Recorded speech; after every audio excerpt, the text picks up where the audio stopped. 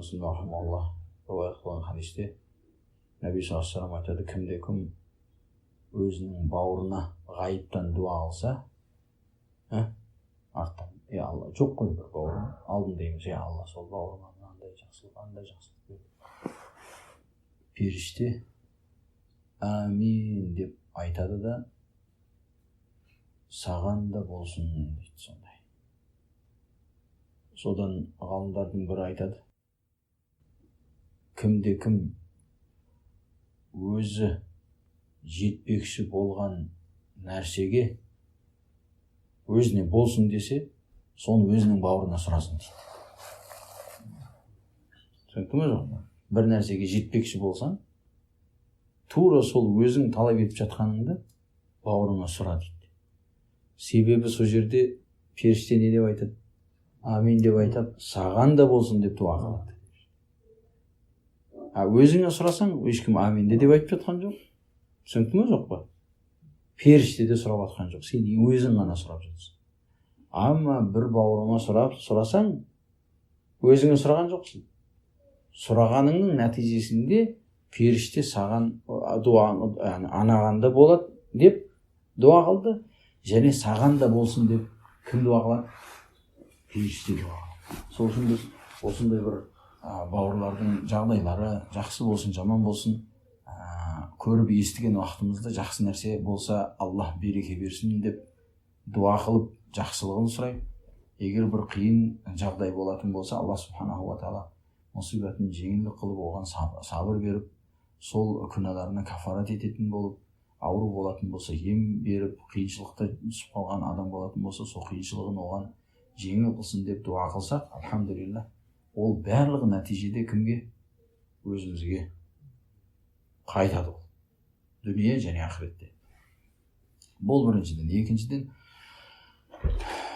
бұл мұсибатқа, қиыншылыққа түскен адам ең басынан білу керек, ол Алла субханаху ва тааланың тағдырынан. Сол үшін Ибн Қайым рахимахулла айтады, адамның басына қайғы түсетін болса, сол қайғының жеңілдету үшін бірнеше себептер бар дейді. Солардың себептерінің бірін айтады, Алла субханаху ва тааланың рубубиятын еске алу дейді. Түсінікті ме жоқ? Бірнеше мысалдарды, себептерді айтады. Сонда ең керекті нәрселерін айтқанның бірі айтады, Аллахтың рубубиятын еске алу керек. Рубубият деген, яғни Алла субханаху ва таала осы әлемде болып жатқан нәрселердің әрбірі, кішік үлкеннің барлығы кімнің қалауымен болып жатыр? Аллахтың қалауымен. Және тағдырға иман келтіруін жаңалау керек. Болып жатқан нәрсенің барлығы тағдырда жазылған. Тағдырға жазылған нәрседен ешкім асып өте алмайды. Түсінікті ме жоқ па? Жақсылық па, жамандық па, барлығы Аллахтан екен. Болып жатқан нәрсені Аллах біледі екен. Және Аллах субханаху ва таала бізге өзіміздің әке-шешемізден гөрі мейірімдірақ екенін де еске алу керек. Сонда адам біраз жеңілдеп қалады. Солай ма? Біраз жеңілдеп қалады. Білет, осы нәрселер бекер болып жатқан жоқ. Аллах біліп тұр, көріп тұр. Біз үшін Аллах субханаху ва таала өз туған әке-шеше ағайындерімізден гөрі де мейірімдірек. Демек, біз осы нәрсені Аллахтан сұрайық, осындай қиыншылықтан бізді құтқарсын деп. Иманымыз соны көтерсе, кейбір адамдардың иманы басқа нәрсені көтереді. Білесіңдер ме не ол? Сол басына түскен бәленің кетуін қаламайды. Түсіндің ме жоқ па?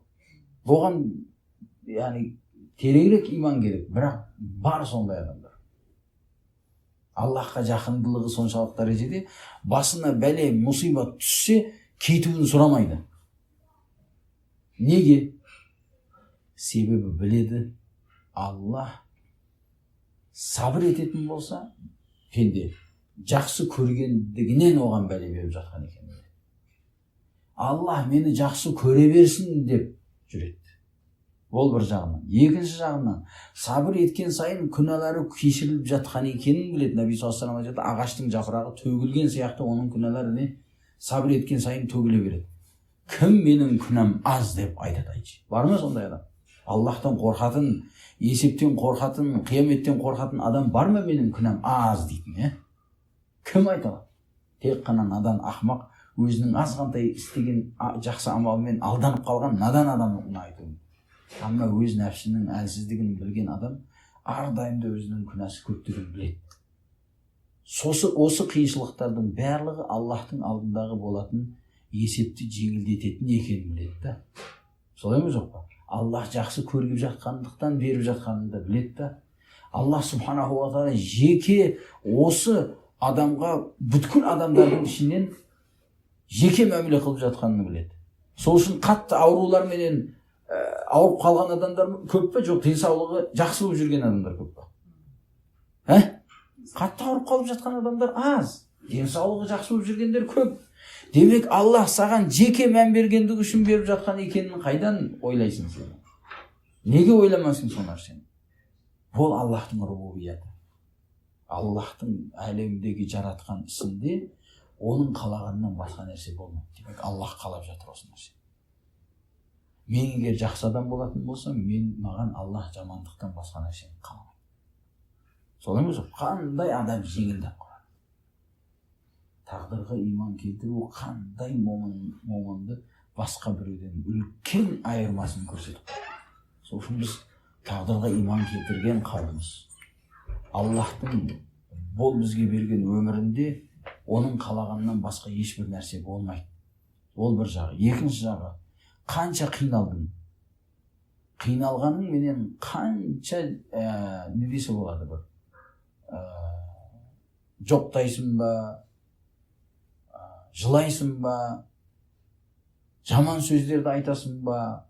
Сабырсыздыққа апаратын не істерді істейсің? Қай бірін қыл, тағдырдан ештеңе нәрсені өзгерте алмайсың. Дұрыс па жоқ па? Өзгермейді тарихта. Тағдырдан ешбір нәрсе өзгермейді. Демек, сен шариғатқа қарсы істеуіңменен бір күн алдың, нәтижеде тағдырдан ештеңені өзгерткен жоқсың. Ал оның терісіне сабыр қылатын болсаң, сен ажыра аласың ба? Тағдырдан келіп жатқан нәрсені екі көзіңмен көріп жатасың. Қай бір жағдай жақсы саған? Сөзсіз сабыр қылғаны сенің үшін жақын, жақсы. Екінші жағынан болар сол сабыр қылуының артында сабырмен, біз төбеде шүкір туралы сөйледік қой, биік дәреже. Сабыр қылып, жаман сөздерді айтпай, жаман істерді істемей, тіліне ие болып, солай тұрып, Аллахқа осы бәлені өзінен кеткізуін сұраса, болады. Дуа қылсын. Дуа қылсын. Алла субхана тағала деніне саулық берсін, денесіне саулық берсін, аурудан өзі сақтасын. Себебі амандық сияқты, сәлеметтік сияқты неғмат жоқ дүниеде. Түсінікті ме жоқ па? Себебі дұрыс, қиыншылықтардың артында жақсылық болуы мүмкін, бірақ ол қиыншылық келсе, кім кепілдік береді өзіне сабыр етуіне? Барлығымызды құлап қалуымыз мүмкін. Біз тек қана бәле келгенде сабыр қылуға шақырамыз. Бәле келмей тұрып тек қана сәлеметтікті сұраймыз Аллахтан.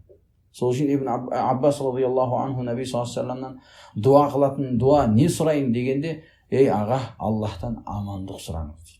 Себебі амандық, сәлеметтік сияқты жақсылық берілмеген адам. Сол үшін Шейхул-Ислам Тайми рахимахуллах бір сөзінде айтады, ислам және сүннеттен кейінгі тұратын ең жақсы неғмат сәлеметтік дейді. Себебі денеңде сәлеметтік болса, дүниеңде сәлеметтік болатын болса, сен сол исламда сүннетте жүруің не болады? Жеңіл болады саған. Аллах жеңіл қылған болады сүннетте жүру. Осылай емтихансыз өтіп кетсең қандай жақсы. Себебі біз сабыр қыла алмайтын әлсіз халықпыз негізінде. Түсінікті ме жоқ па? Исламда жүрсең, сүннетте жүрсең де сәлемет, сол еш жақтан бәле келмесе.